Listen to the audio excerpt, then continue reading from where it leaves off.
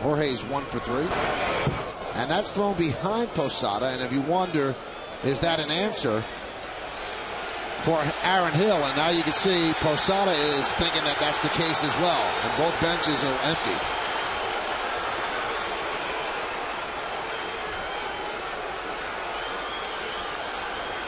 I think that's obvious, Michael. Major league pitchers are pretty good with their command. They'll miss a little bit, but to throw behind somebody, that was a message. I believe they thought that they hit Aaron Hill. The Yankees did on purpose.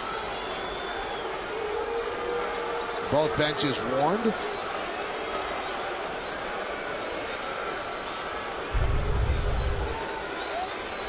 This is just square in the back. I don't, unless there's some other kind of history or something in the series up in Toronto, this game didn't dictate from Lancet to hit him on purpose. Now this is just, yeah. It's not even close. I mean, Carlson has been locked in. The 4 batters that he has faced has been able to throw the ball anywhere he wants. Line drive, a base hit down the right field line. Posada will score. Cano goes to third. Gardner's at second with an RBI double, and it's now 9-3 Toronto. And Posada had something to say to Carlson, and now they're going to come together. And now they're going at it. Both benches clear.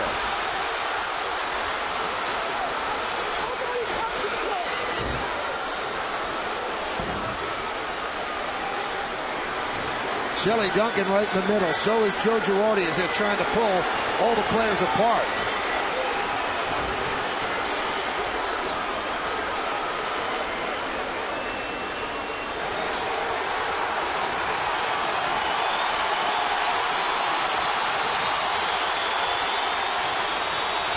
And a couple of the Yankees make sure that Posada is down the runway.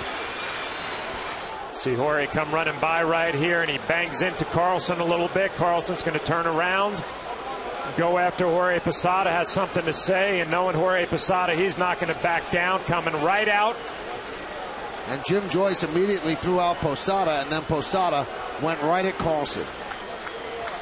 And Joe Girardi is right in the middle of it. So is Mark Teixeira, and really the last thing, I repeat, the last thing the Yankees need is to get into a bench-clearing brawl and get somebody hurt or get somebody suspended. So this is where it started. Mark Melancon clips Aaron Hill. Now in the bottom of the 8th inning, Jorge Posada is at the plate against Jesse Carlson. And Carlson clearly throws behind him and answer. And then Posada says, you don't want to do that. Gets back in the box and ends up working a walk.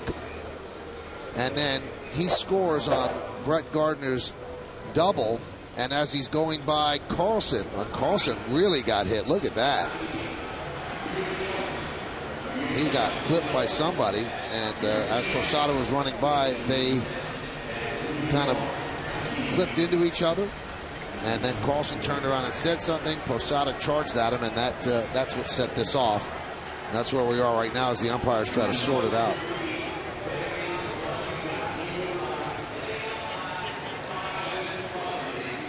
Now, as we mentioned, baseball fights are usually a lot of dancing, a lot of shoving.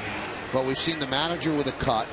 We've seen the pitcher with a huge gash on his left forehead.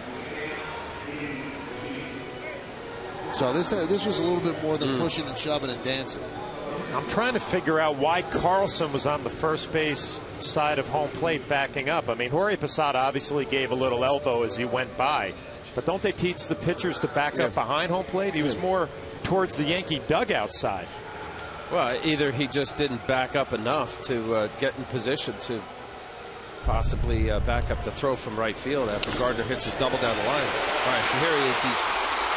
This is a good point, John. He's not in the right position right here. He's supposed to be all the way behind home plate. He ends up right in the line of Jorge Posada.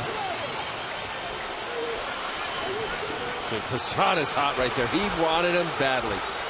And now here, Michael, you say, who knows what's going on in that mayhem here, whether they're headbutts or guys scrambling. Maybe there's some cheap shots going on, but you're right. This is not a typical baseball fight.